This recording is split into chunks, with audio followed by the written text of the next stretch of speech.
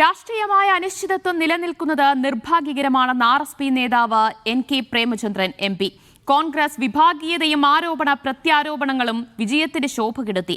മുഖ്യമന്ത്രി വിഷയത്തിൽ ഘടകകക്ഷികൾക്ക് പ്രസക്തിയില്ലെന്ന MM ഹസന്റെ പരാമർശം ശരിയല്ല.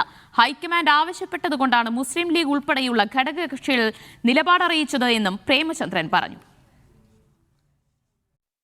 കേരളത്തിന്റെ മുഖ്യമന്ത്രിയെ സംബന്ധിച്ചും ഗവൺമെന്റിനെ സംബന്ധിച്ചും ഒരു അനിശ്ചിതത്വം രാഷ്ട്രീയമായി നിലനിൽക്കുന്നു എന്നുള്ളതാണ്. അത് രാഷ്ട്രീയമായി UDF-നെ സംബന്ധിച്ചിടത്തോളം ഗുണകരമാകില്ല. ആരോപണ പ്രത്യാരോപണങ്ങൾ ഐക്യ ജനാധിപത്യ മുന്നണിയുടെ മഹിതമായ വിജയത്തിന്റെ തിളക്കം ആ തിളക്കത്തെ പരിമിതപ്പെടുത്തുന്നു എന്ന സംശയമുണ്ടാകുന്നു. കോൺഗ്രസ് ഹൈക്കമാൻഡിന്റെ പ്രതിനിധികൾ ക്ഷണിച്ചതിന്റെ അടിസ്ഥാനത്തിലാണ് ഞങ്ങൾ അവരുമായി സംസാരിച്ചത്.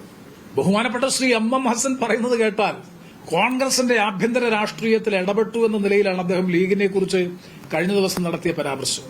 വളരെ വളരെ നിർഭാഗ്യകരമായി പോയി ശ്രീ MM ഹസൻ നടത്തിയ പരാമർശം. ലിജോ റോളൻസ് വിവരങ്ങൾ നൽകാനായി ചേരുകയാണ്. ലിജോ, കോൺഗ്രസിനകത്ത് മുഖ്യമന്ത്രി പ്രഖ്യാപനം വൈകുന്നത്, ഘടകകക്ഷികൾക്കെതിരെ വിമർശനങ്ങൾ മുതിർന്ന നേതാക്കളുടെ ഭാഗത്തുനിന്ന് ഉയരുന്നത്, ഇതിലെല്ലാം RSP കടുത്ത അതൃപ്തിയിലാണോ?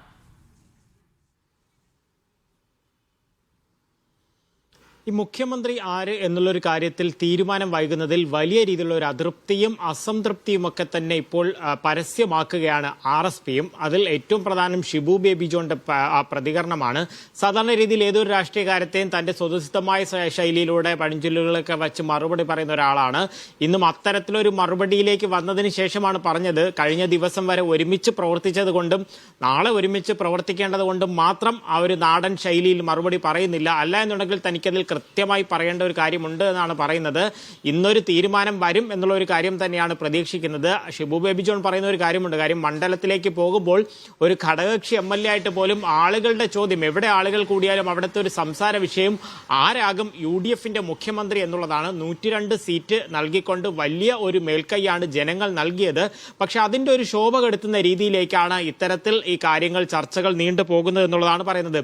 ആരായാലും അത് RSPക്ക് പ്രശ്നമില്ല. അത് ഹൈക്കമാൻഡ് തങ്ങളോട് ആരാക്കണമെന്നല്ല ചോദിച്ചത്, രാഷ്ട്രീയ സാഹചര്യം ചോദിച്ചു, അത് കൃത്യമായി പറയുകയാണ് ചെയ്തത്. ഇവർക്കെല്ലാം തന്നെ, അതായത് പ്രേമചന്ദ്രനും പറയുന്നതാണ്, രാഷ്ട്രീയമായി അനുകൂലമായി വന്നൊരു സാഹചര്യമാണ് ഇത്തരത്തിൽ ഈ തീരുമാനം വൈകുന്നത് കൊണ്ട് പ്രതികൂലമായി മാറിക്കൊണ്ടിരിക്കുന്നത്. CPM എങ്ങനെ പരാജയപ്പെട്ടു എന്നുള്ളൊരു വിഷയങ്ങൾ ചർച്ച ചെയ്യേണ്ട സമയത്ത് ആരാകും കോൺഗ്രസ് മുഖ്യമന്ത്രി എന്നുള്ളൊരു വിഷയത്തിലേക്ക് ചർച്ച ചുരുങ്ങുന്നതിൽ ഒരു അതൃപ്തി ഉൾപ്പെടെ NK പ്രേമചന്ദ്രൻ MPയും പരസ്യപ്പെടുത്തുന്നു. മറ്റൊരു പ്രധാനപ്പെട്ട കാര്യം, കഴിഞ്ഞ ദിവസം MM ഹസൻ നടത്തിയ പരാമർശങ്ങളായിരുന്നു. അതിനെതിരെ രൂക്ഷമായ ഭാഷയിൽ തന്നെയാണ് NK പ്രേമചന്ദ്രനും ഒപ്പം തന്നെ ഷിബു ബേബി ജോണും പ്രതികരിക്കുന്നത്. ഹൈക്കമാൻഡ് ചോദിച്ചത് കൊണ്ട് മാത്രമാണ് തങ്ങളുടെ അഭിപ്രായം പറഞ്ഞത്, അല്ലാതെ ഒരിടവും വലിഞ്ഞു കയറി ചെന്ന അഭിപ്രായം പറയുന്ന ഒരു രീതി RSPക്ക് എന്നല്ല ഒരു ഘടകകക്ഷിക്കും ഇല്ല. പക്ഷെ അതിന് പിന്നാലെ മുസ്ലിം ലീഗിനെതിരെ നടത്തിയ പരാമർശം ശരിയല്ല. തീരുമാനം എത്രയും വേഗം ഉണ്ടാകണം. ആരെടുത്താലും A, B, C ഈ 3 പേരും അല്ലാതെ ഒരു D വന്നാൽ പോലും അത് RSP 2 കൈ നീട്ടി സ്വീകരിക്കും. RSP എന്നുള്ള ഘടകകക്ഷികളെല്ലാം 2 കൈ നീട്ടി സ്വീകരിക്കും. ഇനിയും ഒരു തീരുമാനം വൈകാൻ പാടില്ല എന്നുള്ളതാണ് NK പ്രേമചന്ദ്രൻ പറയുന്നത്.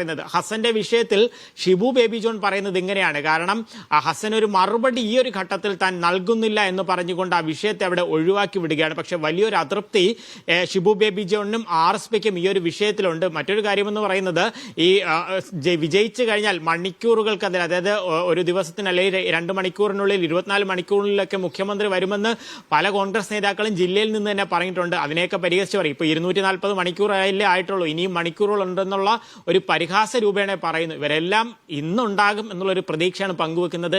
ഇനിയും വൈകിക്കഴിഞ്ഞാൽ ആളുകൾക്ക് മുൻപിൽ മറുപടി ഇല്ലാതെ നിൽക്കേണ്ട ഒരു അവസ്ഥ വരും. ഉണ്ടായ ഒരു എഡ്ജ് നഷ്ടപ്പെടുമെന്ന ഒരു ആശങ്ക ഘടകകക്ഷികൾക്കെല്ലാം തന്നെയുണ്ട്. RSP അത് പരസ്യമായി പങ്കുവെക്കുകയും ചെയ്യുന്നു. ദിവ്യ.